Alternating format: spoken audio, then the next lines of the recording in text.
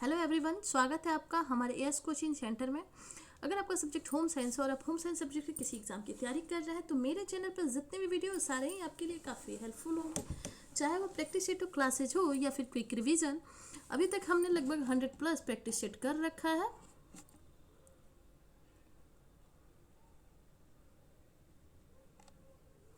Hundred plus practice set कर रखा है।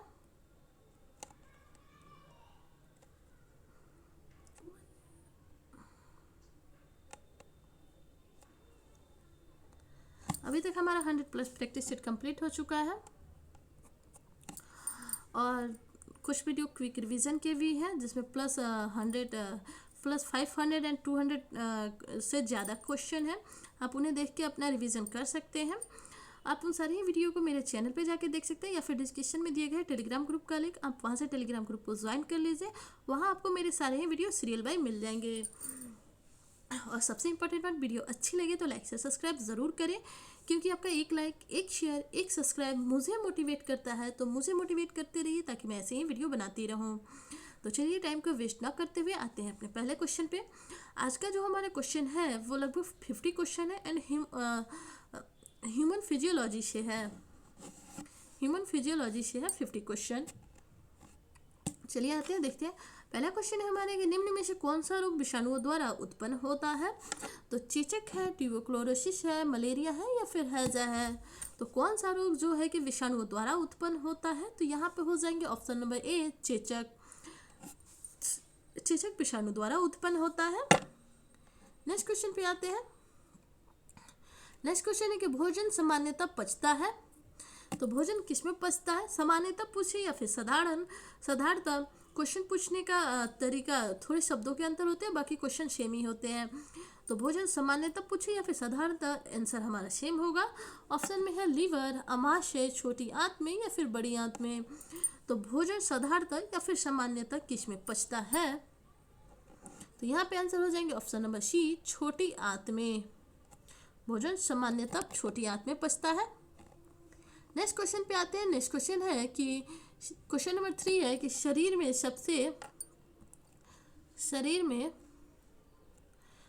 सबसे बड़ी जो अंतःस्रावी ग्रंथि है निम्न में से कौन सी है। ऑप्शन ए औटू या फिर थायराइड, पैरावटू या फिर पैराथायराइड, अधिवृक्क जिसे हम एड्रिनल के नाम से भी जानते हैं, पीयूष जिसे हम प्यूटरी ग्रंथि के भी नाम से जानते हैं। तो कौन सी ऐसी ग्रंथि है, वो भी अंतःस्रावी ग्रंथि जो कि सबसे बड़ी है। तो यहाँ पे आंसर क्या हो जाएगा, यहाँ पे आंसर सही हो जाएगा ऑप्शन नंबर ए थायराइड ग्रंथि। थायराइड ग्रंथि को ऑटो के भी नाम से जानते हैं, हम इसे भी ध्यान में देख सकते हैं। यहाँ पे दोनों भी नाम सबमिट किए गए हैं, लेकिन हो सकता है एग्जाम में सिर्फ एक नाम दे दे, इसलिए हम दोनों नाम को ध्यान से देखेंगे कि शरीर में सबसे बड़ी अंतःस्रावी ग्रंथि निम्न में से कौन सी है। तो ऑटो पूछे तो ऑटो या फिर थायराइड। नेक्स्ट क्वेश्चन पे आते हैं। क्वेश्चन नंबर है 4, मानव शरीर में निम्न में से कौन से लुकेमिया से प्रभावित है। तो ऑप्शन में है रक्त, फुसफुस, नेत्र या फिर तंत्रिका। तो मानव शरीर में निम्न में से कौन लुकेमिया से प्रभावित होता है। लुकेमिया को हम ब्लड कैंसर के भी नाम से जानते हैं और उससे रक्त प्रभावित होता है। WBC की मात्रा बढ़ जाने के कारण लुकेमिया नामक रोग हो जाता है। नेक्स्ट क्वेश्चन पे आते हैं।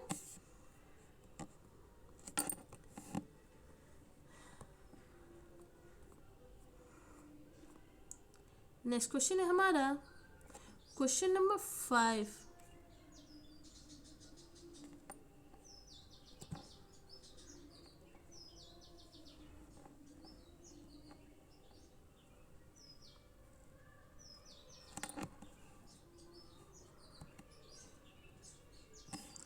क्वेश्चन नंबर 5 है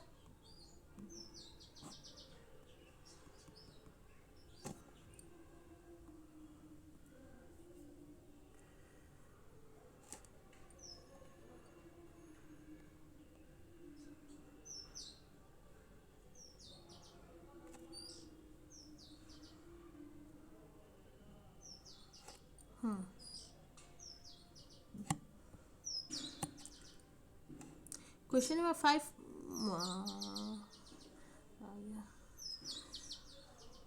क्वेश्चन नंबर 5 है कि मानव शरीर की सबसे कठोर भाग कौन सी है। तो अस्थि, नाखून, डेंटिन या फिर इनेमल, दांत का इनेमल। तो मानव शरीर की जो सबसे कठोर भाग होती है वो कौन सी होती है? हम लोग बचपन से कक्षा 1, 2, 3, 4 से पढ़ते आ रहे हैं कि जो मानव शरीर की सबसे कठोर भाग है वो हमारे दांत का इनेमल है। ऑप्शन नंबर डी सही हो जाएगा, दांत का इनेमल। नेक्स्ट क्वेश्चन पे आते हैं। नेक्स्ट क्वेश्चन है कि टमाटर में कौन सा विटामिन पाया जाता है? तो vitamin B, vitamin D, vitamin C and उपरोक्त में से कोई नहीं। तो टमाटर में कौन सा विटामिन पाया जाता है? अच्छा, टमाटर का जो लाल रंग होता है वो कौन से किसके कारण होता है?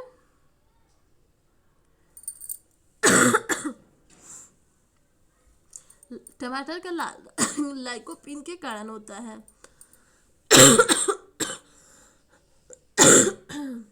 लाइकोपीन के कारण होता है। एंड टमाटर में विटामिन सी पाया जाता है। ऑप्शन नंबर सी सही है। नेक्स्ट क्वेश्चन पे आते हैं। नेक्स्ट क्वेश्चन है क्वेश्चन नंबर 7 कि किस रोग की रोकथाम के लिए बीसीजी का टीका लेना चाहिए? तो एड्स, पोलियो, कैंसर या फिर तपेदिक।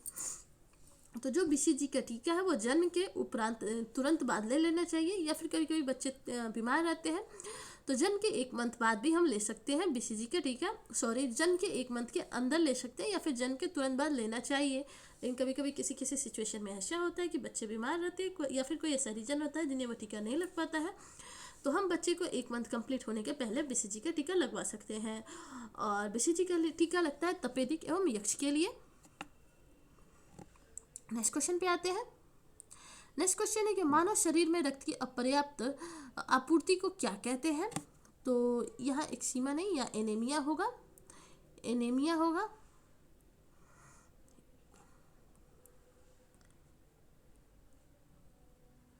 एनीमिया होगा। तो मानव शरीर के जो रक्त में अपर्याप्त आपूर्ति है उसे क्या कहते हैं? एनीमिया, हाइपरीमिया, हीमोस्टेमिश या फिर हेमोरेज। तो जो मानव शरीर में रक्त की आपूर्ति है, अपर्याप्त आपूर्ति है, उसे हम एनीमिया कहते हैं। ऑप्शन नंबर ए सही हो जाएगा। नेक्स्ट क्वेश्चन पे आते हैं।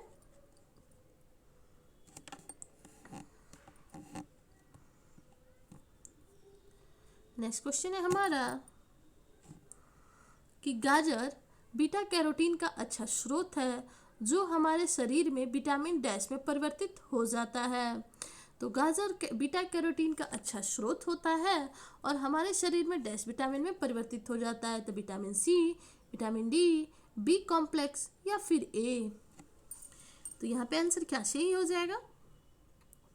तो जो विटामिन ए है, जो बीटा कैरोटीन है वो हमारे शरीर में जाके विटामिन ए के रूप में परिवर्तित हो जाता है। ऑप्शन नंबर डी सही है। नेक्स्ट क्वेश्चन पे आते हैं।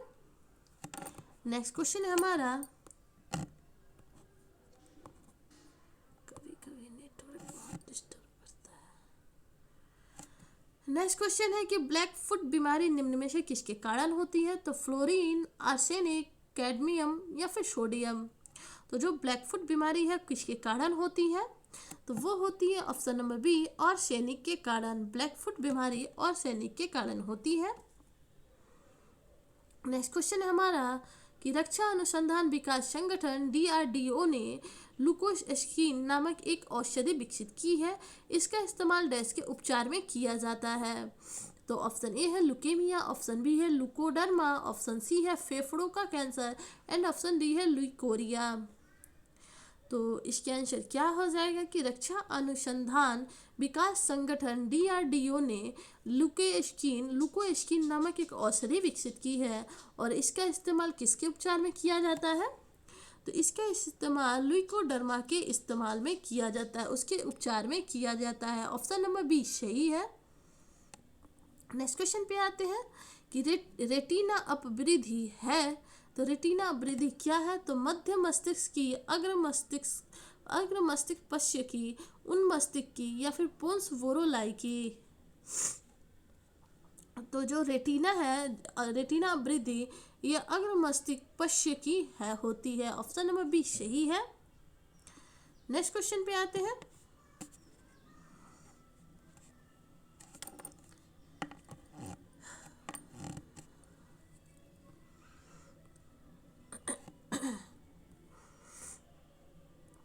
क्वेश्चन है क्वेश्चन नंबर 30 कि टीकाकरण के द्वारा कौन से रोग विश्व में दूर कर दिया गया है।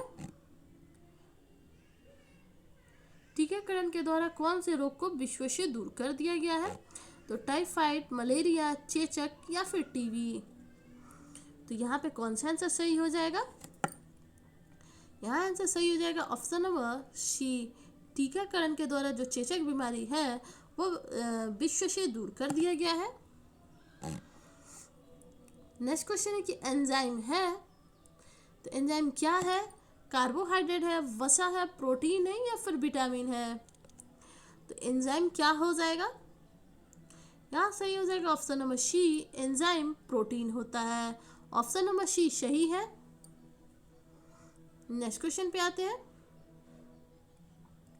नेक्स्ट क्वेश्चन है कि जब हमें थकान नहीं होती तब हमें जगाए रखने और कई बार सुस्त रखने का कारण एक हार्मोन है जो डैश कहलाता है।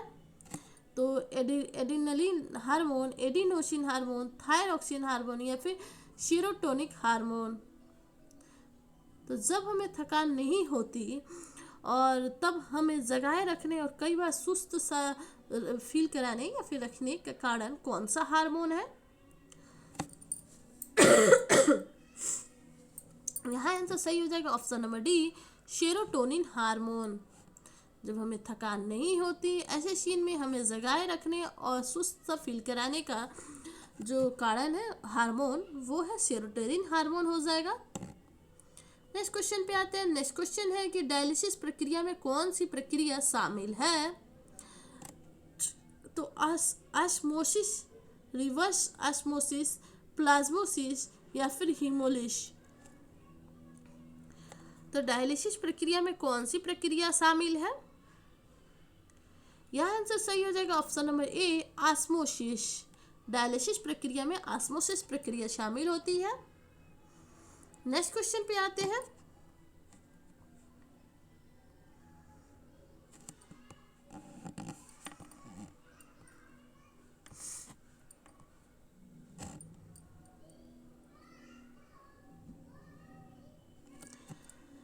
नेक्स्ट क्वेश्चन है कि मानव में मुख्य नाइट्रोजनी अपशिष्ट क्या है। तो क्रिएटिनिन, हीमोग्लोबिन, यूरिक एसिड या फिर अमोनिया। तो मानव में मुख्य नाइट्रोजनी अपशिष्ट क्या है। यहाँ आंसर सही हो जाएगा option number C, uric acid. मानव में मुख्य नाइट्रोजन अपशिष्ट यूरिक एसिड होता है। ऑप्शन नंबर सी सही हो जाएगा। नेक्स्ट क्वेश्चन पे आते हैं। नेक्स्ट क्वेश्चन है कि पुरुषों में गुणसूत्रों का निम्नलिखित में से कौन सा संयोजन पाया जाता है। तो XX, XXX, XY and XYX। तो जो मानव शरीर में गुणसूत्रों की जो संख्या होती है वो होती है 23 और पुरुष एवं महिलाओं के जो सेम गुणसूत्र होते हैं वो होते हैं 22। क्वेश्चन में ये भी पूछा जाता है। और कितने गुणसूत्र जो है वो अलग होते हैं ये भी पूछा जाता है। तो एक होते हैं।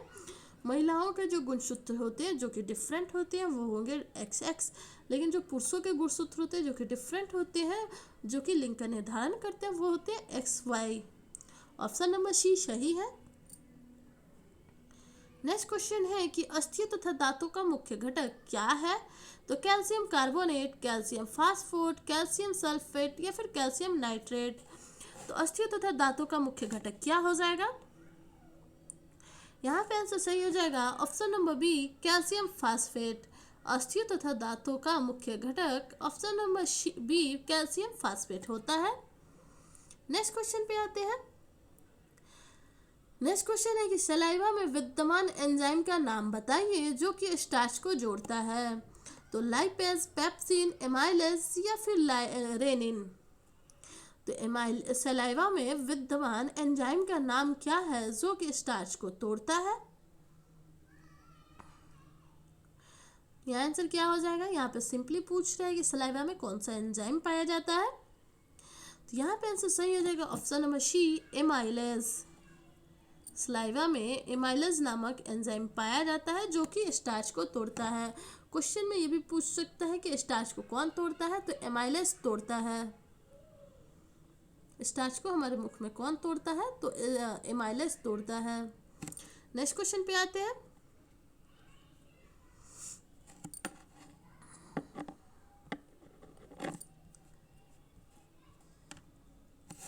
नेक्स्ट क्वेश्चन है कि शरीर का तापक्रम कम करने के लिए किस औषधि का प्रयोग किया जाता है? तो ज्वरनाशी, शामक, प्रतिजैवी या फिर उपरोक्त में से कोई नहीं। तो जो शरीर का तापक्रम है उसे कम करने के लिए किस औषधि का प्रयोग किया जाता है? तो यहाँ पे आंसर सही हो जाएगा ऑप्शन नंबर ए, ज्वरनाशी। नेक्स्ट क्वेश्चन पे आते हैं। नेक्स्ट क्वेश्चन है कि मेनिंजाइटिस उत्पन्न होता है तो फजाई द्वारा, सैल्मोनेला द्वारा, मेनिंजोकस द्वारा या फिर सेनिन विषाणु द्वारा। तो मेनिंजाइटिस उत्पन्न होता है किससे होता है? तो यहाँ सही हो जाएगा ऑप्शन नंबर सी, मेनिंजोकोस द्वारा। नेक्स्ट क्वेश्चन पे आते हैं। नेक्स्ट क्वेश्चन है हमारा कि मानव शरीर में निम्न में से क्या लुकेमिया से प्रभावित है? इस क्वेश्चन को हम देख चुके हैं, ये क्वेश्चन ऑलरेडी रिपीट है। तो यहाँ पे हो जाएंगे ऑप्शन नंबर ए, रक्त, बी, फुसफुस, सी, नेत्र, एंड डी है उपरोक्त में से कोई नहीं। तो मानव शरीर में कौन सा ऐसा निम्न में से ऐसा कौन सा है जो कि लुकेमिया से प्रभावित है? तो वो हो जाएंगे ऑप्शन नंबर ए, रक्त। लुकेमिया को हम ब्लड कैंसर के भी नाम से जानते हैं और ये WBC की मात्रा ज़्यादा होने के कारण हमें हो जाता है। नेक्स्ट क्वेश्चन पे आते हैं। नेक्स्ट क्वेश्चन है कि जन्मजात रोग प्रतिरोधकता का शरीर क्रिया विरोधी निम्नलिखित में से कौन है? इसे चुनना है। तो हमारे शरीर पर त्वचा, आमाशय में अम्ल, मोनोसाइटिस या फिर इंटरफेरॉन। क्वेश्चन नंबर 24 है। 24 का आंसर क्या होगा कि जन्मजात रोग प्रतिरोधकता का शरीर क्रिया रोधी निम्नलिखित में से कौन है? तो वो हो जाएंगे ऑप्शन नंबर, कौन सा क्वेश्चन? ऑप्शन नंबर बी, आमाशय में अम्ल। ऑप्शन बी सही हो जाएगा। नेक्स्ट क्वेश्चन पे आते हैं।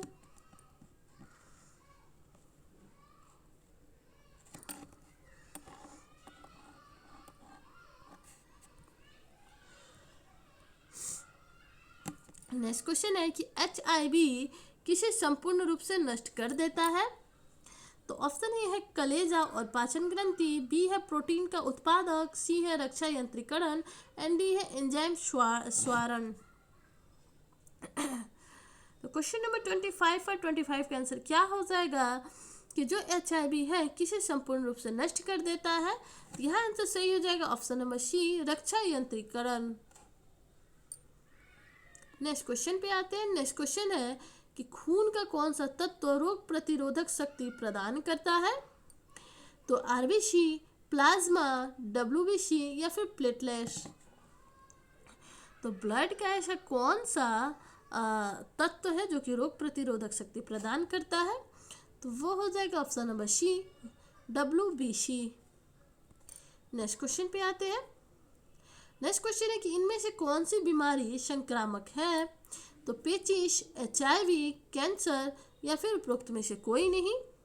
तो इनमें से कौन सी बीमारी संक्रामक है? तो वो हो जाएंगे option number D, option number D सही हो जाएंगे, उपरोक्त में से कोई नहीं। इनमें से कोई भी बीमारी संक्रामक बीमारी नहीं है। नेक्स्ट क्वेश्चन पे आते हैं कि बच्चों के भोजन में कार्बोहाइड्रेट की कितनी मात्रा होनी चाहिए? तो 10 से 20%, 25 से 30%, 30 से 40% या फिर 40 से 50%। तो जो बच्चे हैं उनमें कार्बोहाइड्रेट की कितनी मात्रा होनी चाहिए? तो वो हो जाएंगे ऑप्शन नंबर डी, 40 से 50%। नेक्स्ट क्वेश्चन पे आते हैं।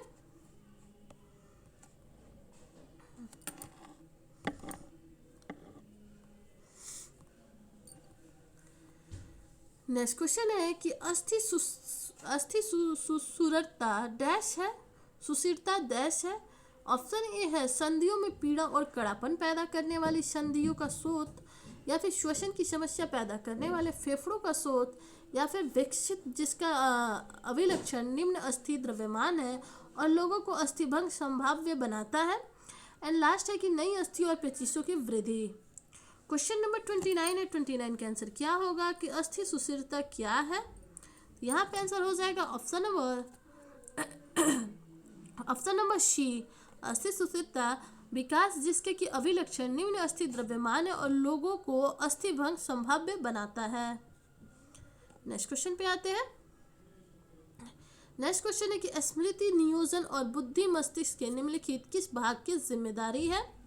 तो पश्चकपाल अंतस्था की, या फिर मस्तिष्क तना की, या फिर अनुमस्तिष्क की, या फिर प्रमस्तिष्क की। तो स्मृति नियोजन और बुद्धि मस्तिष्क के निम्नलिखित किस भाग की जिम्मेदारी है? तो यह आंसर सही हो जाएगा ऑप्शन नंबर डी, प्रमस्तिष्क की। नेक्स्ट क्वेश्चन पे आते हैं। नेक्स्ट क्वेश्चन है हमारा कि निम्नलिखित में से कौन सा रोग साल्मोनेला जीवाणु द्वारा होता है? तो हैजा, जापानी मस्तिष्क ज्वर, टाइफाइड, या फिर यकृत शोथ। तो निम्नलिखित में से कौन सा रोग साल्मोनेला जीवाणु द्वारा होता है? तो यहाँ पे आंसर सही हो जाएगा ऑप्शन नंबर सी, टाइफाइड रोग साल्मोनेला जीवाणु द्वारा होता है। नेक्स्ट क्वेश्चन है कि थायरॉक्सिन के संश्लेषण के लिए आवश्यक है। तो थायरॉक्सिन के संश्लेषण के लिए क्या आवश्यक है? पोटेशियम, सोडियम, कैल्शियम, या फिर आयोडीन।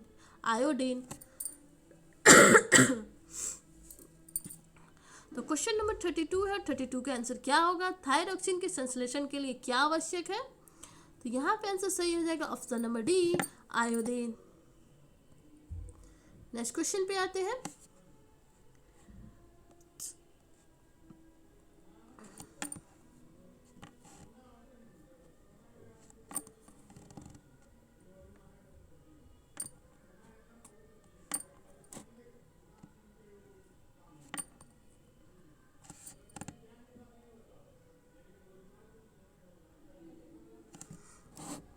भारी व्यायाम के दौरान, क्वेश्चन नंबर 33 कि भारी व्यायाम के दौरान पैरों में दर्द डैश के कारण होता है? तो कार्बन डाइऑक्साइड के कारण, लैक्टिक अम्ल के कारण, अल्कोहल के कारण, या फिर जल के कारण। तो जो भारी व्यायाम के कारण पैरों में जो दर्द है ये किसके कारण होता है? या फिर कई बार पूछता है कि थकान हमें किस कारण महसूस होती है? तो यहाँ पे ऑप्शन नंबर बी सही हो जाएगा, लैक्टिक अम्ल के कारण। जब हम ज़्यादातर कार्य करते हैं ज़्यादा देर तक तो हमारे शरीर में लैक्टिक अम्ल जम जाता है, जिसके कारण हमें थकान फील होती है। नेक्स्ट क्वेश्चन पे आते हैं। नेक्स्ट क्वेश्चन है कि घ्राणग्राहियों का कार्य डैश है? तो महक का पता लगाना, ध्वनि का पता लगाना, स्वाद का पता लगाना, या फिर रोग का पता लगाना। तो जो घ्राणग्राहियों का कार्य है स्वाद का पता लगाना। ऑप्शन नंबर सी सही हो जाएगा। नेक्स्ट क्वेश्चन पे आते हैं। नेक्स्ट क्वेश्चन है कि निम्नलिखित तंत्रिका का एक भाग नहीं है? तो कौन नहीं है? तो संग्रहण वाहिका, डेंड्राइट, कोशिका निकाय, या फिर केंद्रक। तो कौन सा नहीं है निम्नलिखित तंत्रिका का कौन सा एक भाग नहीं है? यहाँ पे ये चूज करना है। तो हो जाएगा संग्रहण वाहिका, ऑप्शन ए सही हो जाएगा। नेक्स्ट क्वेश्चन है कि विरामावस्था में एक औसत वयस्क व्यक्ति में श्वसन की विरामावस्था में एक औसत वयस्क व्यक्ति में श्वसन की प्रति मिनट सामान्य गति होती है? तो 9 से 12, 15 से 18, 21 से 24, या फिर 30 से 33। तो यहाँ पे क्या हो जाएगा? विरामावस्था में एक औसत वयस्क व्यक्ति की जो श्वसन की प्रति मिनट होती है वो 15 से 18 होती है। 18 से 20 बार भी रहता है, लेकिन यहाँ पे 15 से 18 दिया गया है, इसलिए ये सही है। नेक्स्ट क्वेश्चन पे आते हैं।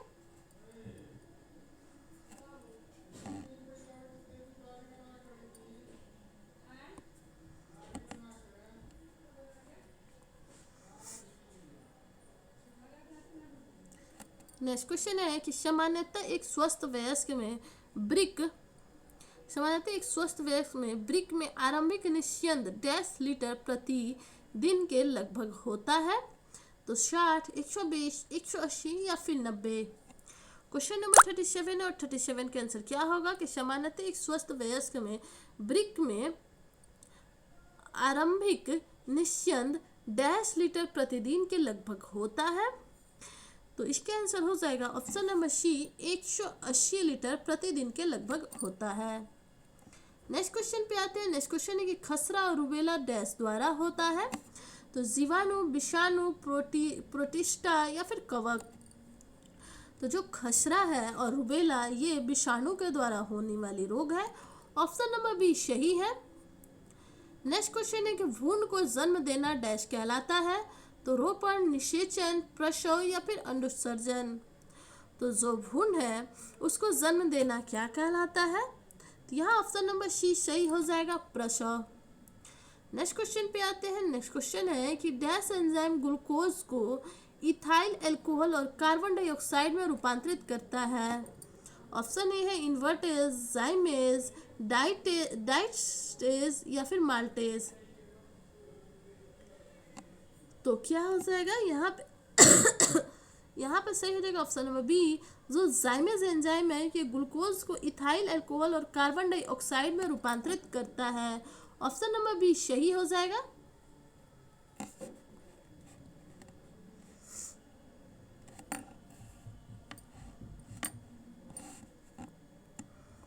नेक्स्ट क्वेश्चन पे आते हैं। क्वेश्चन नंबर 41, निम्नलिखित में से गर्भाशय की एक परत नहीं है। तो ऑप्शन ए है एंड्रोमेट्रियम, बी है मायोमेट्रियम, सी है पेरीमेट्रियम, डी है एक्ट्रोमेट्रियम। तो कौन से गर्भाशय की एक परत नहीं है? तो यहाँ पे हो जाएंगे option number C, perimetrium. Next question पे आते हैं। नेक्स्ट क्वेश्चन है कि स्वस्थ मनुष्य का तापक्रम कितना होता है? 31 degree centigrade, 98.6 degree centigrade, 37 degree centigrade या फिर 39 डिग्री सेंटीग्रेड। तो यहाँ पे आंसर सही हो जाएगा option number C, 37 degree centigrade. और फॉरेनहाइट में पूछे तो 98.4। नेक्स्ट क्वेश्चन पे आते हैं। नेक्स्ट क्वेश्चन है हमारा कि रक्त में निम्न की अधिकता से ब्लू बेबी सिंड्रोम नामक बीमारी होती है। तो आयरन, लेड, मिथीमोग्लोबिन या फिर नाइट्रेट। तो किसकी अधिकता से ब्लू बेबी सिंड्रोम नामक बीमारी होती है? तो आंसर सही हो जाएगा ऑप्शन नंबर डी, नाइट्रेट की अधिकता के कारण ब्लू बेबी सिंड्रोम नामक बीमारी होती है। नेक्स्ट क्वेश्चन है कि विटामिन शब्द का जनक कौन है? तो Alexander Fleming, Robert Koch, M Davis या फिर कासिमिर फंक। तो विटामिन शब्द के जन्मदाता कौन है? तो यहाँ सही हो जाएगा ऑप्शन नंबर डी, काश्मीरी फंक ने विटामिन शब्द का सबसे पहले इन्होंने विटामिन शब्द बोला था, नाम दिया था।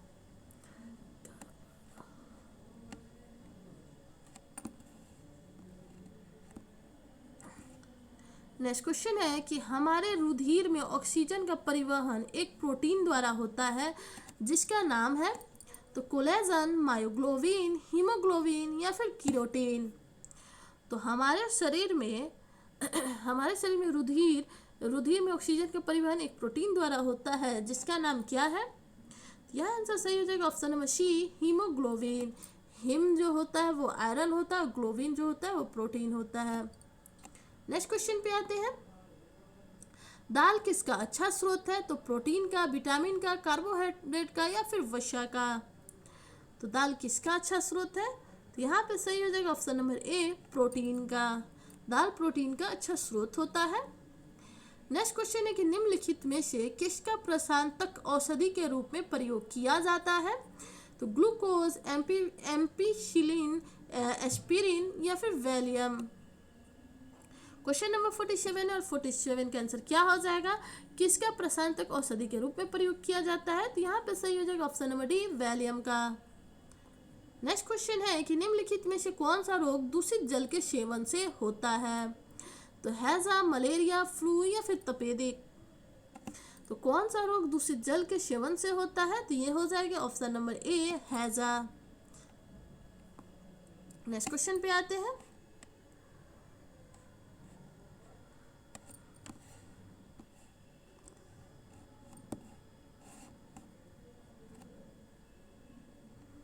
नेक्स्ट क्वेश्चन है कि एंजाइम को ईस्ट में उपस्थित होता है। एंजाइम डैश जो कि ईस्ट में उपस्थित होता है सुक्रोज को ग्लूकोज और फ्रक्टोज में बदलता है। कौन सा एंजाइम जो ईस्ट में उपस्थित हो जाए और सुक्रोज को ग्लूकोज और फ्रक्टोज में बदलता है? तो इन्वर्टेज, लाइगेज, लाइजेज या फिर जाइमेज। यहाँ पे आंसर सही हो जाएगा इन्वर्टेज एंजाइम जो होता है जो ईस्ट में उपस्थित होता है जो कि सुक्रोज को ग्लूकोज और फ्रक्टोज में बदलता है। नेक्स्ट एवं लास्ट क्वेश्चन है आज का कि निम्नलिखित में से कौन सी बड़ी रक्त वाहिका है जो रक्त को हृदय से फेफड़े तक ले जाती है? तो नस या शिरा, धमनी, कोशिका या फिर तंत्रिका। तो यहाँ पे हो जाएगा ऑप्शन नंबर बी, धमनी। धमनी जो रक्त वाहिका है वो रक्त को हृदय से फेफड़े तक ले जाती है। तो ऑप्शन नंबर बी सही हो जाएगा। तो ये थे आज के हमारे 50 क्वेश्चन। आपको कैसे लगे, वीडियो आपको कैसी लगी, कमेंट सेक्शन में ज़रूर बताइएगा। वीडियो अच्छी लगी तो लाइक शेयर सब्सक्राइब ज़रूर कीजिएगा, क्योंकि आपका एक लाइक, एक शेयर, एक सब्सक्राइब मुझे मोटिवेट करता है। तो मुझे मोटिवेट करते रहिए ताकि मैं ऐसे ही वीडियो बनाती रहूँ। मिलते हैं नेक्स्ट वीडियो में नेक्स्ट प्रैक्टिस के साथ। Thanks for watching.